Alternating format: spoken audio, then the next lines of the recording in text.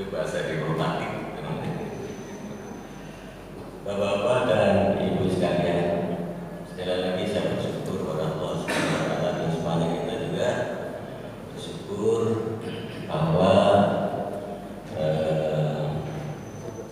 tadi malam Pak Fauzan dan saya, tentunya Pak Ansori, mohon maaf saya tidak bisa hadir karena memberikan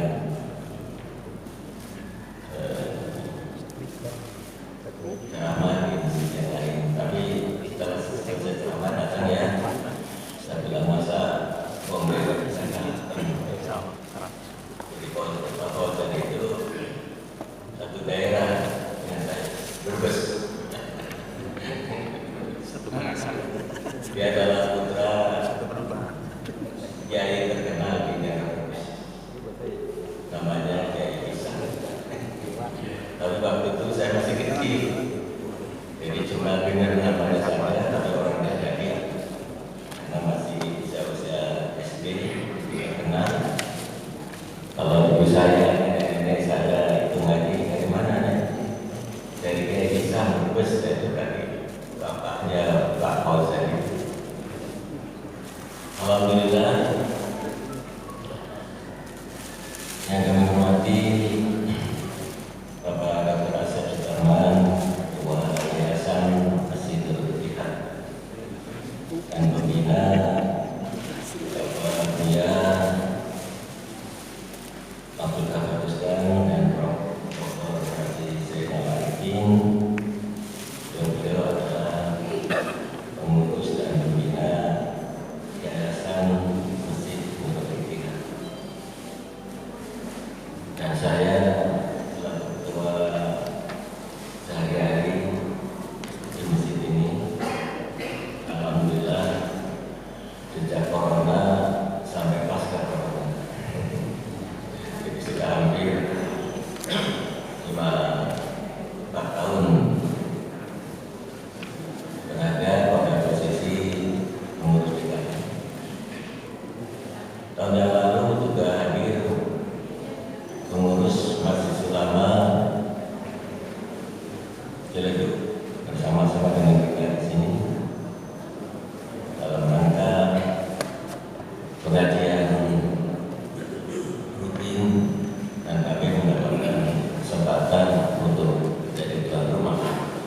Begitu juga DKM yang dulu yang di atasnya itu namanya DMI, Dewan Masjid Indonesia, juga hadir bersama-sama kita di sini. Alhamdulillah, saya dan kami semua selaku pengurus Masjid Nurul Jihad menyampaikan ucapan jazakumullah khairan jaza.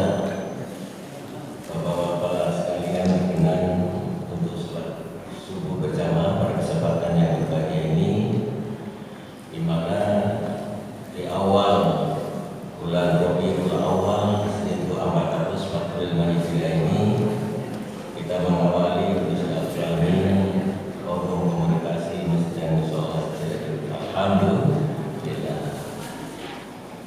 Bapak-bapak dan ibu sekalian, mudah-mudahan kita semuanya akan memperoleh ampunan dari Allah Subhanahu wa Ta'ala, karena Allah akan memberikan pahala sebesar dunia dengan segala isinya ketika kita berkumpul di masjid, didahului dengan sholat sunnah 2 rakaat, dan kita melaksanakan sholat subuh seperti hari ini. Alhamdulillah. Bapak-bapak dan ibu sekalian, saya tidak banyak akan memberikan tausiah karena yang hadir pada kesempatan ini tokoh-tokoh, para ustaz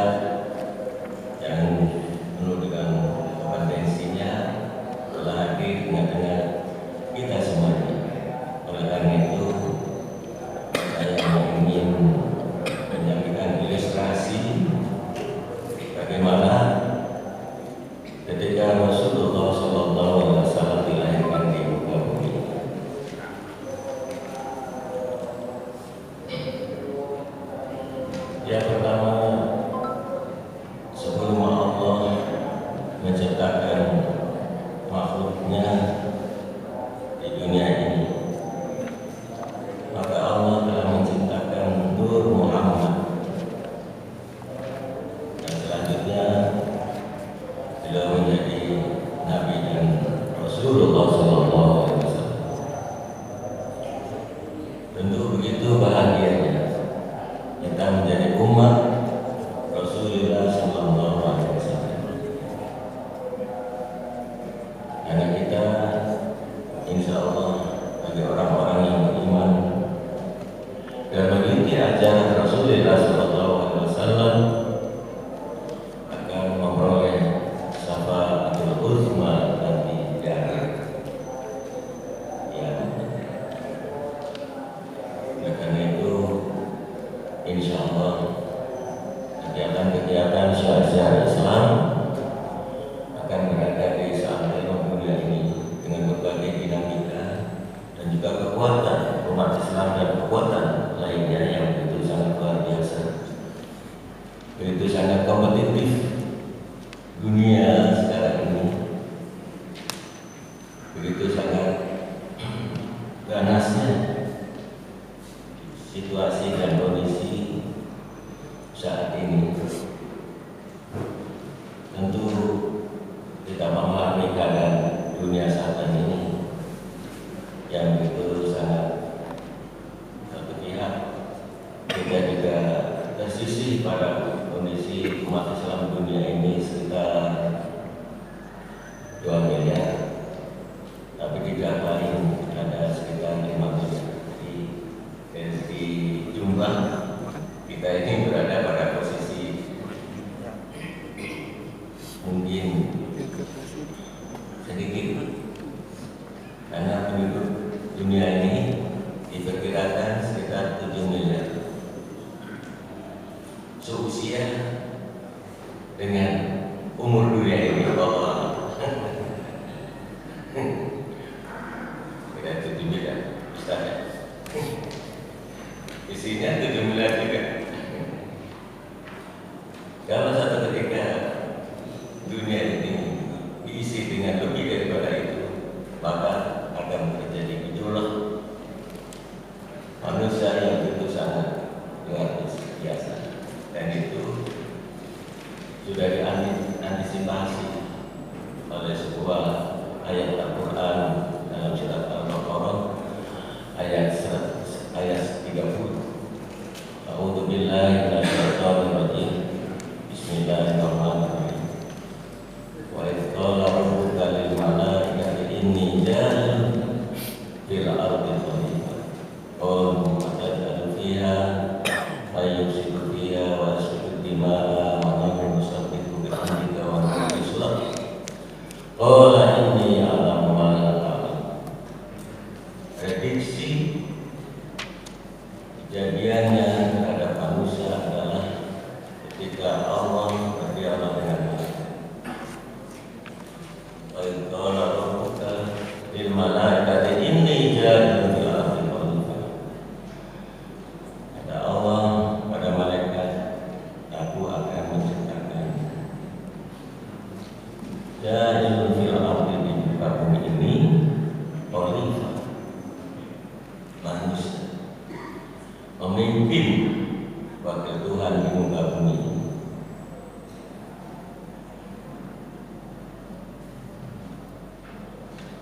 Dijawab oleh para malaikat, mengapa ya Allah menciptakan manusia atau wanita, sedangkan aku adalah makhlukmu yang senantiasa bertasbih dan memuliakan.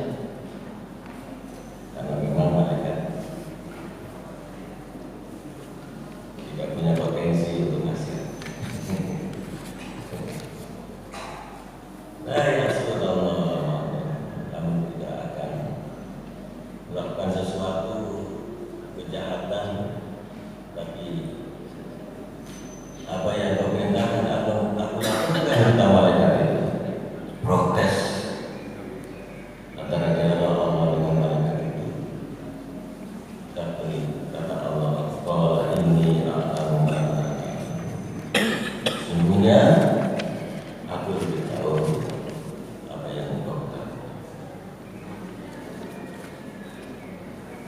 Perjalanan Rasulullah SAW begitu sangat ketat dan begitu sangat memberikan suasana yang inspiratif dan inspiratif. Al-Quran yang terdiri dari 30 juz dan 114 surat telah mencerminkan kehidupan umat manusia di muka bumi. Begitu Al-Quran diturunkan melalui Rasulullah SAW Muhammad, terjadilah gejolak umat manusia pada saat itu pertama. Al-Quran diturunkan secara berangsur-angsur selama 23 tahun pada Muhammad SAW. Tantangan demi tantangan yang dialami oleh Rasulullah SAW begitu sangat luar. Ada surat yang panjang, ada surat yang pendek, gitu ya. Dan semuanya itu ada dirangkum dalam sebuah kesempurnaan dibandingkan dengan waktu sebelumnya, baik kitab Injil, Zabur, Al-Quran. Tentu kehadiran Rasulullah SAW di kota Mekah begitu perlawanan kaum Quraisy yang mereka tersinggung kehadiran Muhammad itu terhadap kondisi dan situasi yang ada di kota Mekah pada saat itu.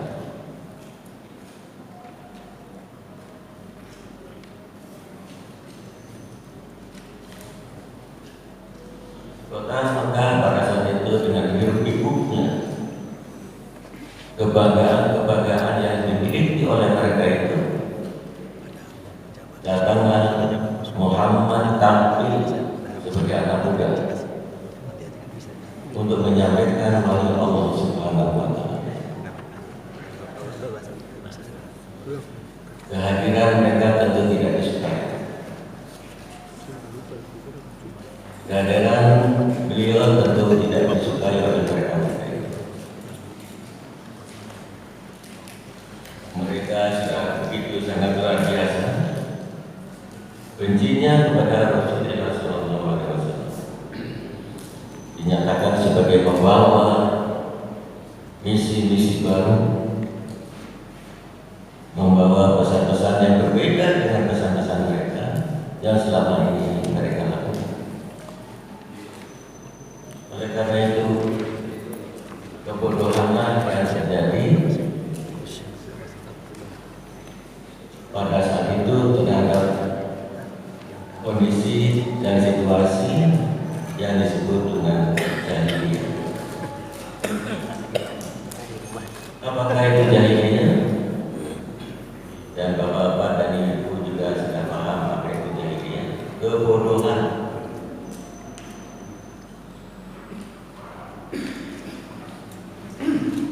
Dari kata-kata jahil, bodoh.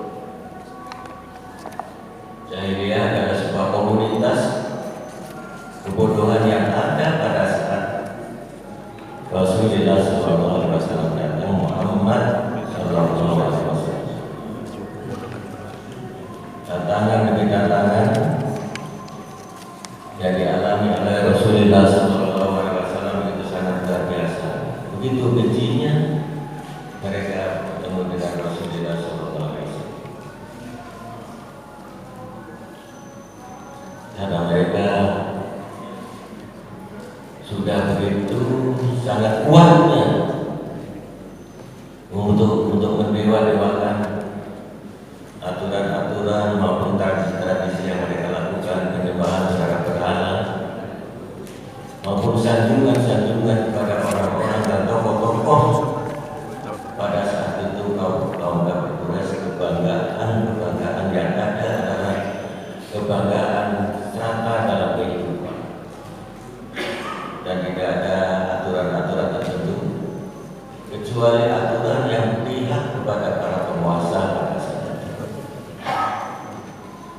Sedangkan pamannya sendiri Abu Jahal begitu sangat menentang kehadiran ponakannya yaitu Muhammad. Tema ini sengaja saya sampaikan pada kesempatan ini karena apa? Karena kita berada di awal bulan awal 1445. Saya mencoba untuk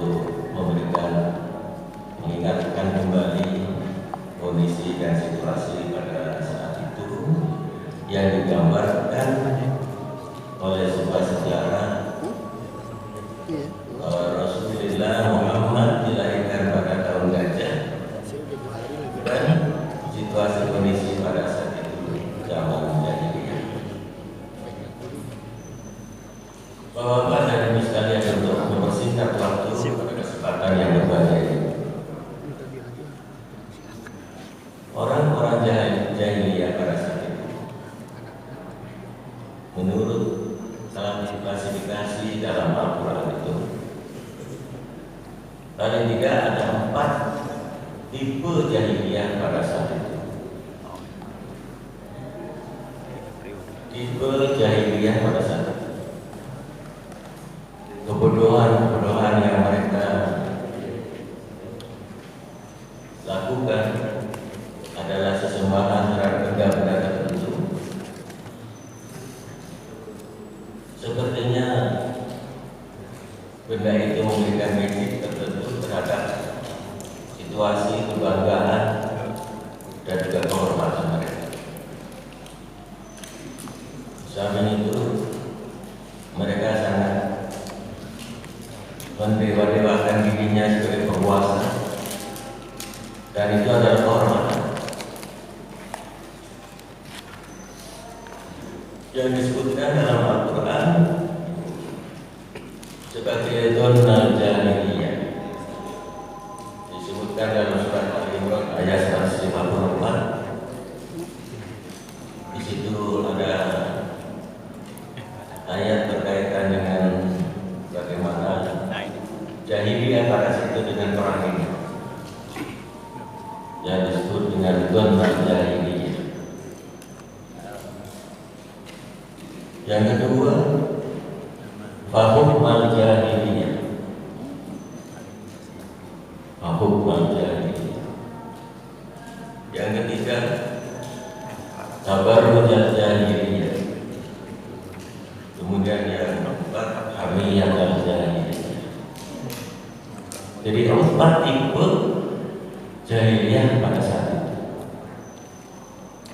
Tentu Nabi juga sebagai manusia biasa sepertinya terdesak oleh situasi dan kondisi jahiliyah pada saat itu, tapi memiliki kekuatan besar, yaitu dari istrinya Siti Khadijah, dan juga tokoh-tokoh kepercayaan jahiliyah telah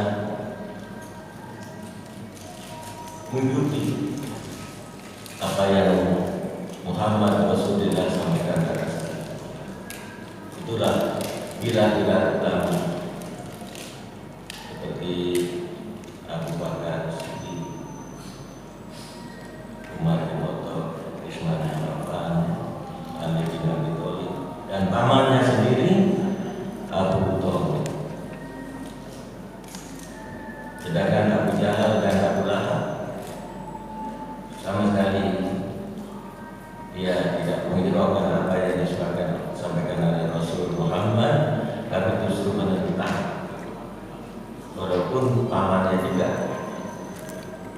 Tapi menurut sejarah, secara silsilah keturunan itu, Abu Jahal dan Abu Lahab itu ibu yang lain.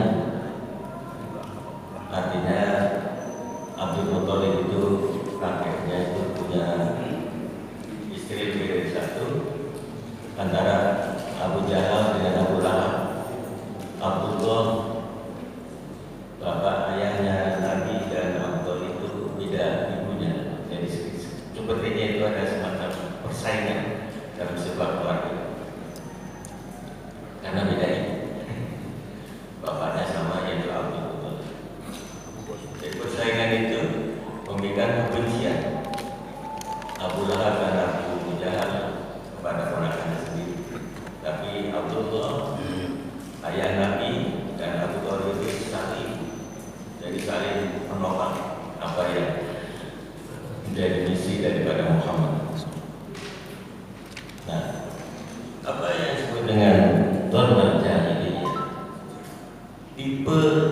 jahiliyah pada saat itu. Yang pertama adalah sangka-sangka buruk. Dona itu artinya sangka-sangka buruk. Dona jahiliyah sangka-sangka buruk terhadap kehadiran Muhammad. Kamu mau apa Muhammad? Mau wanita yang cantik, mau harta sebesar guru itu, asal kamu jangan menyampaikan ajaran itu apa. Saya sudah lama menjadi manusia terhormat di sini. Saya tersinggung kehadiran Muhammad. Jangan melakukan apa yang engkau miliki sekarang ini. Karena kami ini, kata mereka itu adalah orang-orang yang terhormat, orang-orang yang memberikan kekuasaan bebas untuk melakukan apa saja. Kebencian itu muncul karena Muhammad telah menyampaikan risalahnya begitu sangat luar biasa. Terdesak Muhammad karena mereka adalah orang-orang yang begitu sangat kuat, mati dan hidup mempertahankan tradisi dan kondisi yang ada pada saat itu. Oleh karena itu yang muncul adalah kebencian, yang muncul adalah kekhawatiran dia akan tumbang pada posisi kekuasaannya. Itu benar dari ini.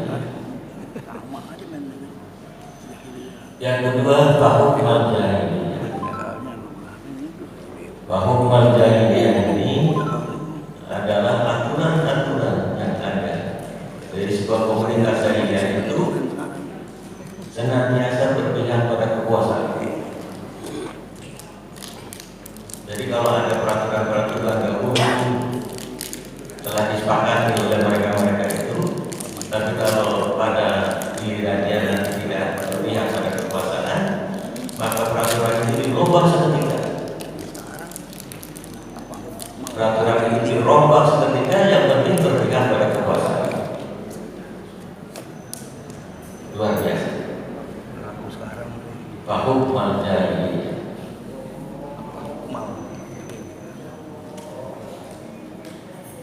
Yang ketiga, tabarruj jahiliyah. Tabarruj itu artinya topeng-topeng. Kegagalan-kegagalan mereka ada dalam satu komunitas yang dekat dengan kekuasaan. Bahkan dia mengatakan, siapa yang berani merubah tradisi dan kondisi saat ini, sayalah orang pertama yang akan maju untuk membela jahiliyah pada saat itu. Itu namanya tabarruj. Nah, yang keempat adalah hamiyah al-jahiliyah. Potensi itu akan menyebabkan kekuatan, tapi kekuatan dalam kurun waktu tertentu. Nanti generasi berikutnya akan berbeda lagi. Oleh karena itu, untuk menjadikan perubahan itu begitu sangat tidak suka. Itu tipe-tipe itu ada di dalam Al-Quran. Dona jahiliyah surat Al-Imran ayat 184. Bahukmal jahiliyah surat Al-Maidah ayat 50. Tabarruj jahiliyah surat Al-Ahzab ayat 23 dan hamiyah jahiliyah surat Al-Fatihah ayat 26. Mungkin kalau salah nanti Bapak lihat di Al-Quran yang tulisnya tipe jahiliyah pada saat zaman. Andai kata sekarang itu ada seperti itu, adalah siklus-siklus yang terjadi tahunan. Dan ini bukan tahunan, tapi dari abad yang lalu, sekitar 15 abad yang lalu kejadian seperti itu, dan mungkin juga akan